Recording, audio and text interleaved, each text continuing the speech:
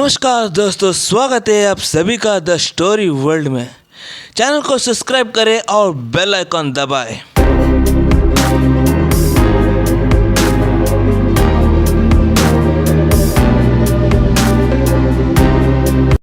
तो दोस्तों, आप लोगों की इंतज़ार की घड़ी अब ख़त्म हो गई। जी हाँ दोस्तों, लॉस्ट सिटी जिसका पार्ट 1 मैंने पिछले महीने आपको सुनाई थी, अब उसके पार्ट 2 मैं इस हफ्ते आपको सुनाने जा रहा हूँ दोस्तों। तो कहानी को शुरू करते हैं बिना किसी विलंब के। तो दोस्तों, जिसने भी पार्ट 1 अब तक नहीं देखा, उसका लिंक डिस्क्रिप्शन में है, तो आप लोग पहले उसको देख लीजिएगा।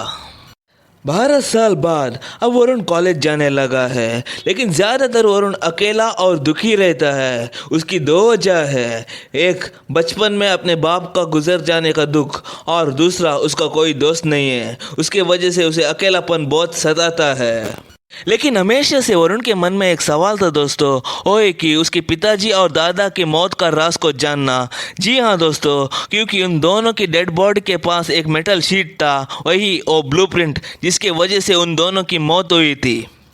आखिर वरुण को उस मेटल शीट का राज जानना ज़रूरी था दोस्तों, क्योंकि आगे उसके हाथों से एक नेक काम का होना बाकी था। एक नेक काम जिसके वजह से 4 लोगों की भलाई हो, ऐसा काम, और उसकी शुभ घड़ी नज़दीक था दोस्तों।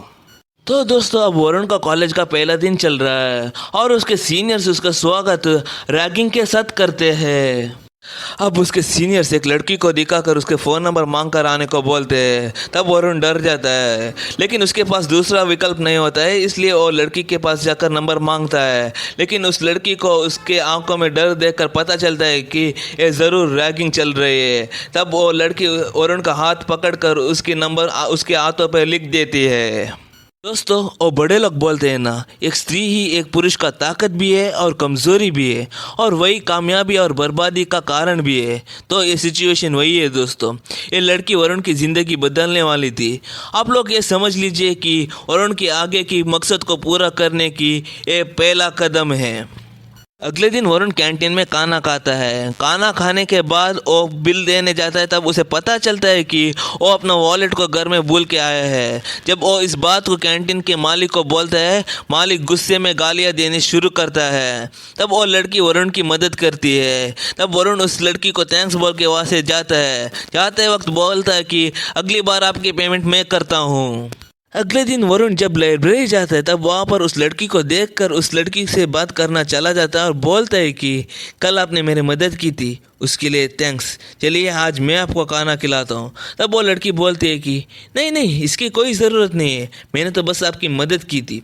तब वरुण बोलता है कि लेकिन क्यों, इसकी क्या ज़रूरत है, मैं तो आपको जानता ही नहीं हूँ। तब वो लड़की बोलती है कि मैं स्वाति, फर्स्ट ईयर आर्कियोलॉजी में पढ़ती हूँ। तब वरुण बोलता है मैं वरुण, फर्स्ट ईयर इंजीनियरिंग में पढ़ता हूँ। तो इस तरह इनकी जान पहचान होती है दोस्तों। एक दिन वरुण और स्वाति बात कर रहे थे। बात करते वक्त स्वाति ने वरुण के फैमिली के बारे में पूछा। तब वरुण ने अपने पिताजी आर्कियोलॉजिस्ट होने के बारे में बोला, और एक दिन वे लैब में रिसर्च करते वक्त उनकी मौत हुई, उस बात को भी बोलता है दोस्तों। उसके बाद उसके दादाजी भी आर्कियोलॉजिस्ट होने की बात को बोलता है दोस्तों, और उसके दादाजी की मौत भी लैब में रिसर्च करते वक्त हुआ था, और उसके दादाजी और पिताजी सेम बात पर रिसर्च कर रहे थे, उस बात को भी बोलता है दोस्तों। अब इसको सुनकर स्वाति को बहुत दुख होता है दोस्तों, और तुरंत वरुण से माफ़ी मांगती है। सॉरी, मुझे माफ़ कर दो, मुझे पता नहीं था, शायद मैंने ये सवाल पूछकर बहुत ही बड़ी गलती कर दी। तब वरुण बोलता है कि नहीं नहीं, कोई बात नहीं, रहने दो। अब स्वाति माँ के बारे में पूछती है दोस्तों। तब वरुण बोलता है कि माँ तो बैंक में नौकरी करती है। उसके बाद स्वाति पूछती है कि पिताजी और दादाजी किस बात पर रिसर्च कर रहे थे। तब वरुण अपने बैग से वो मेटल शीट को निकाल कर दिखाता है दोस्तों। उस मेटल शीट को देखकर स्वाति वरुण से पूछती है कि ये क्या है वरुण।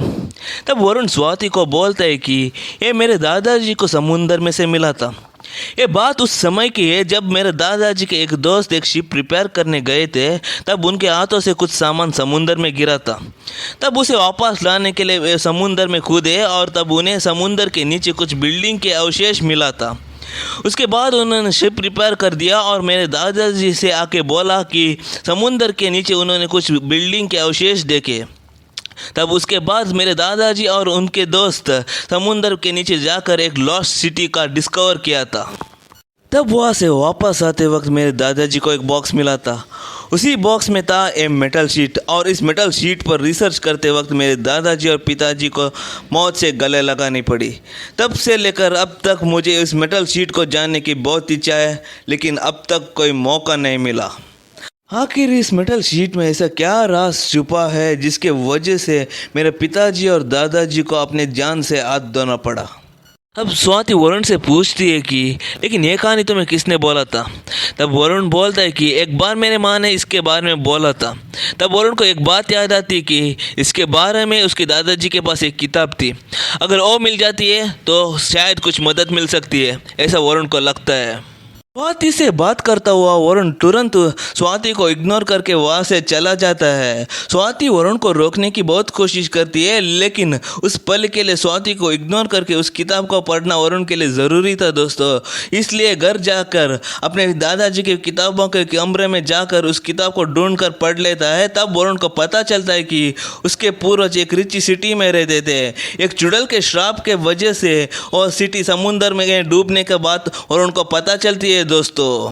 उसके बाद अगले दिन वरुण स्वाति से बात करने चला जाता है दोस्तों। तब स्वाति गुस्से में मुंह फेर के बैठ जाती है। तब वरुण उससे कान पकड़कर माफ़ी मांगता है और उसके घर जाने का असली कारण बताता है। तब स्वाति उससे माफ़ कर देती है। अब स्वाति बोलती है कि मेरे पास तुम्हारे लिए एक किताब है, इसके मदद से हम प्राचीन भाषा का ट्रांसलेशन निकाल सकते हैं। अगर हमने तुम्हारे मेटल शीट पे जो भी लिखा है उसका ट्रांसलेशन निकाल दी तो समझ लेना कि तुम्हारे काम हो गया। उस मेटल शीट का ट्रांसलेशन निकालने के बाद वरुण को एक बात पता चलती है कि समुंदर के नीचे उस सिटी का खजाना अभी भी छिपा हुआ है दोस्तों। क्या वरुण को खजाना मिलेगा?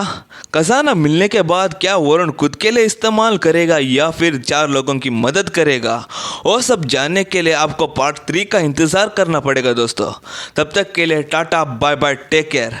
अगर ये कहानी अच्छी लगी हो तो लाइक कीजिए, शेयर कीजिए, कमेंट कीजिए और सब्सक्राइब करना मत भूलेगा। साथ में हमारे इस पेज को इंस्टाग्राम में ज़रूर फॉलो कीजिएगा जिसका लिंक डिस्क्रिप्शन में है। धन्यवाद।